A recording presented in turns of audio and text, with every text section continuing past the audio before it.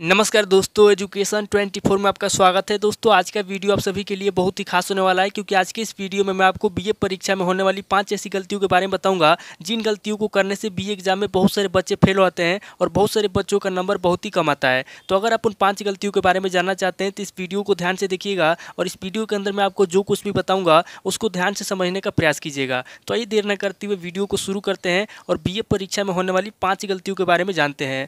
तो बीए परीक्षा में होने वाली 5 गलतियों में से पहली गलती की बात की जाए तो बहुत सारे बच्चे क्या करते हैं कि बीए परीक्षा में जब किसी प्रश्न का उत्तर लिखते हैं तो प्रश्नोत्तर संख्या लिखते समय, यानी कि प्रश्न संख्या लिखते समय या फिर उत्तर संख्या लिखते समय बीच में तीर का निशान बनाते हैं। जैसे यहाँ पे आप पहली गलती को ध्यान से देखिए, यहाँ पे प्रश्न संख्या लिखा गया है और प्रश्न संख्या लिखने के बाद सामने यहाँ पे तीर का निशान बनाया गया है और जस्ट इसके सामने ही उत्तर संख्या लिखा गया है। तो एग्जाम में बहुत सारे बच्चे क्या करते हैं कि पहले प्रश्न संख्या लिखते हैं, उसके बाद से सामने तीर का निशान बनाते हैं और जस्ट उसके सामने ही उत्तर संख्या लिख देते हैं। उसी तरीके से नीचे ये भी गलती किया गया है कि यहाँ पे देखिए प्रश्न संख्या 2 लिखा गया है और सामने उत्तर लिख दिया गया है। या फिर यहाँ पे अगर नीचे देखेंगे तो यहाँ पे भी गलती ये किया गया है कि यहाँ पे प्रश्न संख्या 3 लिखा गया है, हालांकि यहाँ पे बीच में तीर के निशान तो नहीं बनाया गया है, लेकिन उत्तर संख्या में देखेंगे तो यहाँ पे तीर का निशान बनाया गया है। तो मैं बार बार तीर तीर क्यों बोल रहा हूँ, क्योंकि एग्जाम में तीर का निशान जो होता है, एग्जाम में तीर का निशान बनाना गलत होता है, तो आपको एग्जाम में तीर का निशान नहीं बनाना है। उसी तरीके से नीचे यहाँ पे देखिए, यहाँ पे प्रश्नोत्तर संख्या 5 लिखा गया है और प्रश्नोत्तर संख्या 5 लिखने के बाद क्या किया गया है,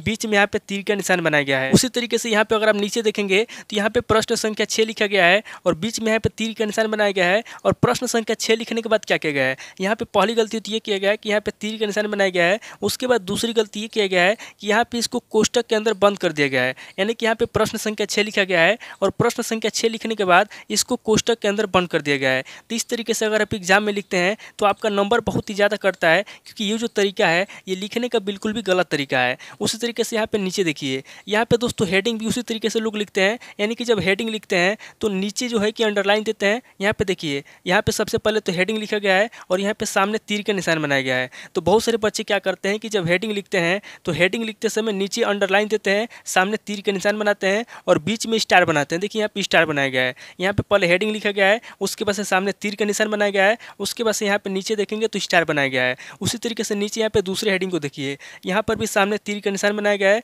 और यहाँ पे बीच बीच में क्या किया गया है, नीचे अंडरलाइन दे करके यहाँ पे नीचे जो है कि स्टार बनाया गया है। तो इस तरीके से अगर आप एग्जाम में हेडिंग लिखते हैं या फिर इस तरीके से अगर आप प्रश्न संख्या उत्तर संख्या लिखते हैं तो एग्जाम में इसकी वजह से आपका ज़्यादा नंबर कटता है। हालांकि आपको पता नहीं होगा, आप जो है कि ये गलती करते होंगे, तो आज के बाद से आपको ये गलती नहीं करना है। यानी कि एग्जाम में आपको हेडिंग लिखते समय न तो स्टार बनाना है और ना ही आपको प्रश्न संख्या उत्तर संख्या लिखते समय तीर का निशान बनाना है। तो ये पहली गलती हो गई। अगर आपको पहली गलती समझ में आ गया तो आगे बढ़ते हैं और गलती नंबर 2 को जानते हैं। अब आप यहाँ पे गलती नंबर 2 को ध्यान से समझिए। यहाँ पे गलती नंबर 2, बहुत सारे बच्चे एग्जाम में क्या करते हैं कि जब वो किसी प्रश्न का उत्तर लिखते हैं तो प्रश्न का उत्तर लिखते समय जो शब्द होते हैं, शब्दों के बीच में बहुत ही ज़्यादा गैप छोड़ते हैं। यानी कि आप कह सकते हैं कि काफ़ी ज़्यादा भरने के लिए या फिर जल्दीबाजी में काफ़ी भरने के लिए या फिर जल्दी जल्दी लिखने के लिए या फिर अपना समय बचाने के लिए, आप कुछ भी कह सकते हैं। यहाँ पर आप कह सकते हैं कि समय बचाने के लिए और जल्दी लिखने के लिए और ज़्यादा काफ़ी भरने के लिए शब्दों के बीच में बहुत ही ज़्यादा गैप छोड़ते हैं। तो ये जो लिखने का तरीका है, कॉपी भरने का जो तरीका है, ये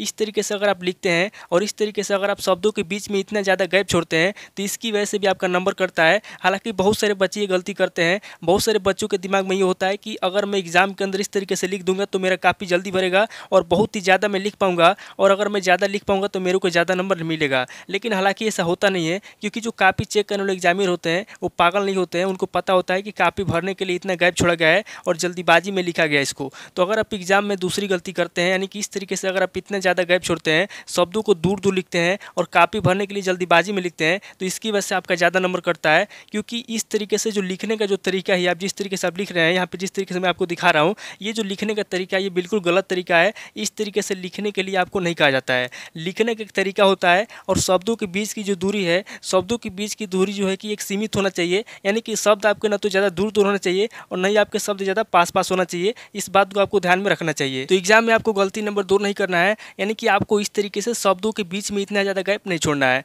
अब अगर आपको गलती नंबर 2 समझ में आएगा तो आगे बढ़ते हैं और गलती नंबर 3 को समझते हैं। यहाँ पर आप गलती नंबर 3 को ध्यान समझिए। एग्जाम में गलती नंबर 3 बहुत सारे बच्चे क्या करते हैं कि कापी को जल्दी भरने के लिए या फिर जल्दीबाजी में जल्दी जल्दी लिखने के चक्कर में क्या करते हैं कि शब्द के ऊपर की जो लाइनिंग होती है, लाइनिंग सीधा नहीं खींचते हैं। यहाँ पे अगर देखेंगे तो यहाँ पे सबसे पहले तो हेडिंग लिखा गया है और हेडिंग भी अच्छे तरीके से नहीं लिखा गया है। हेडिंग के ऊपर की जो लाइनिंग देखेंगे देखेंगे, लाइनिंग का मतलब ये होता है कि जो भी शब्द आप लिखते हैं, शब्दों के ऊपर जो लाइन एक खींचा जाता है तो उसको हम लोग बोलते हैं लाइनिंग। तो शब्दों के ऊपर की जो लाइनिंग है, बहुत सारे बच्चे क्या करते हैं कि जल्दीबाजी में लिखने के लिए या फिर समय बचाने के चक्कर में या फिर काफ़ी ज़्यादा पढ़ने के चक्कर में बहुत ही फास्ट लिखते हैं, यानी कि बहुत तेज़ लिखते हैं। और तेज़ लिखने के चक्कर में क्या करते हैं, यहाँ पे गलती ये कर जाते हैं कि शब्दों के ऊपर की लाइनिंग सीधा नहीं खींचते हैं। जैसे यहाँ पे आप देख सकते हैं, यहाँ पे जो भी शब्द लिखा गया है, शब्द के ऊपर की लाइनिंग को अगर आप ध्यान से देखेंगे तो किसी भी शब्द की लाइनिंग सीधा नहीं खींचा गया है। तो एग्जाम में बहुत सारे बच्चे ये गलती करते हैं और इस गलती को करने से क्या होता है कि उनकी राइटिंग खराब होती है, और जब राइटिंग खराब होती है तो बहुत ही ज़्यादा नंबर कटता है।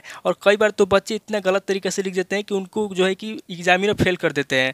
तो एग्जाम में आपको गलती नंबर 3 नहीं करना है, यानी कि आपको इस तरीके से जो है कि शब्दों के ऊपर की लाइनिंग इतना टेढ़ा मेढ़ा नहीं खींचना है। आपको राइटिंग बैठा करके लिखना है और बहुत ही अच्छे तरीके से लिखना है, क्योंकि अगर आपकी राइटिंग अच्छी रहेगी तो ही आपको नंबर मिलेगा। अन्यथा अगर आप इस तरीके से शब्दों की लाइनिंग टेढ़ा मेढ़ा खींचेंगे तो आपको नंबर नहीं मिलेगा। तो उम्मीद करता हूँ कि आपको गलती नंबर 3 समझ में आ गया होगा। अगर आपको गलती नंबर 3 समझ में आ गया तो आगे बढ़ते हैं और गलती नंबर 4 को देखते हैं। यहाँ पे आप गलती नंबर 4 को ध्यान समझिए। एग्जाम में बहुत सारे बच्चे गलती नंबर 4 क्या करते हैं कि जब वो किसी शब्द को लिखते हैं या फिर किसी प्रश्न का उत्तर लिखते हैं, तो किसी प्रश्न का उत्तर लिखते समय शब्दों को या तो लाइन के नीचे लिखते हैं या फिर लाइन के बीच में लिखते हैं। जैसे यहाँ पे आप देख सकते हैं, यहाँ पे किसी प्रश्न का उत्तर लिखा गया है और जो भी यहाँ पे शब्द लिखा गया है, अगर आप शब्दों को ध्यान से देखेंगे तो शब्दों को लाइन के नीचे लिखा गया है। तो एग्जाम में बहुत सारे बच्चे क्या करते हैं कि फास्ट लिखने के चक्कर में या फिर ज़्यादा लिखने के चक्कर में शब्दों को लाइन के नीचे लिखना शुरू कर देते हैं। हालांकि शुरुआती में 3 से 4 पेज बहुत अच्छे तरीके से लिखते हैं, शुरुआती में उनका राइटिंग भी अच्छा होता है, सब कुछ अच्छा होता है। लेकिन जैसे ही 4 से 5 पेज लिख लेते हैं और उनको ये लगता है कि मेरा क्वेश्चन छूट जाएगा या फिर मेरे पास बहुत ही कम समय बचा हुआ है, तो उस कंडीशन में क्या होता है कि हड़बड़ी में जल्दीबाजी में लिखना शुरू कर देते हैं और जल्दीबाजी में लिखने के चक्कर में शब्दों को इस तरीके से लाइन के नीचे लिखना शुरू कर देते हैं। हालांकि आपको ये बात जान लेना चाहिए कि जो ये लाइनिंग आपको दिया जाता है हिंदी के पेपर में, जो आपको ये लाइनिंग मिलता है, लाइनिंग इसलिए दिया जाता है ताकि आप शब्दों को लाइन पर लिखें और इससे शब्द जो है स्पष्ट रूप से दिखाई दे और आपकी राइटिंग भी अच्छी हो, तो इसीलिए आपको लाइनिंग दी जाती है। तो आपको क्या करना है कि शब्दों को इस तरीके से ना तो बीच में लिखना है, नहीं आपको शब्दों को लाइन के नीचे लिखना है, क्योंकि अगर आप इस तरीके से लिखते हैं तो बिल्कुल भी गलत तरीका है। इस तरीके से अगर आप लिखेंगे तो आपका नंबर कटेगा और आपको जो है कि बहुत ही कम नंबर मिलेगा। तो आपको क्या करना है, आपको शब्दों को लाइन पे लिखना है और अच्छे राइटिंग में लिखना है, क्योंकि अगर आपका राइटिंग अच्छा रहेगा तभी आपको नंबर मिलेगा। तो एग्जाम में आपको गलती नंबर 4 नहीं करना है, आपको इस तरीके से शब्दों को ना तो लाइन के नीचे लिखना है, नहीं आपको बीच में लिखना है। अगर आपको गलती नंबर 4 समझ में आएगा तो आगे बढ़ते हैं और गलती नंबर 5 को देखते हैं। यहाँ पे आप गलती नंबर 5 को ध्यान से देखिए। एग्जाम में बहुत सारे बच्चे गलती नंबर 5 क्या करते हैं कि जब वो किसी प्रश्न का उत्तर लिखते हैं तो किसी प्रश्न का उत्तर लिखते समय बीच बीच में अगर उनसे कोई शब्द गलत हो जाता है तो शब्द के गलत होने पे वहाँ पे शब्दों को इस तरीके से काट पीट कर देते हैं।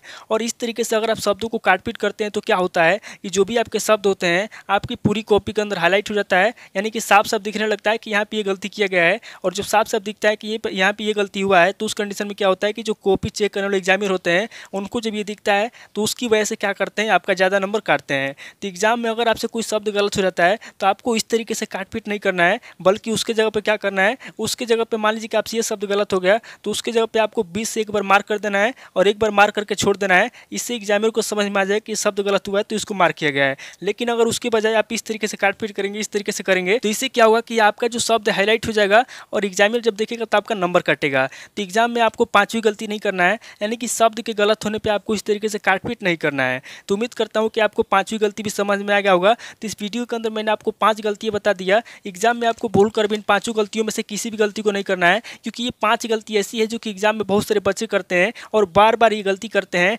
और इन्हीं गलतियों को करने से जो है कि उनका नंबर भी कटता है और उनको कम से कम नंबर मिलता है। तो एग्जाम में आपको इन 5 गलतियों में से किसी भी गलती को नहीं करना है। तो दोस्तों उम्मीद करता हूँ कि इस वीडियो से आपको बहुत कुछ सीखने को मिला होगा। अगर आपको वीडियो अच्छा लगा तो वीडियो को लाइक कीजिए, शेयर कीजिए और कमेंट करके बताइए कि आपको नेक्स्ट वीडियो किस टॉपिक ऊपर चाहिए। थैंक यू दोस्तों।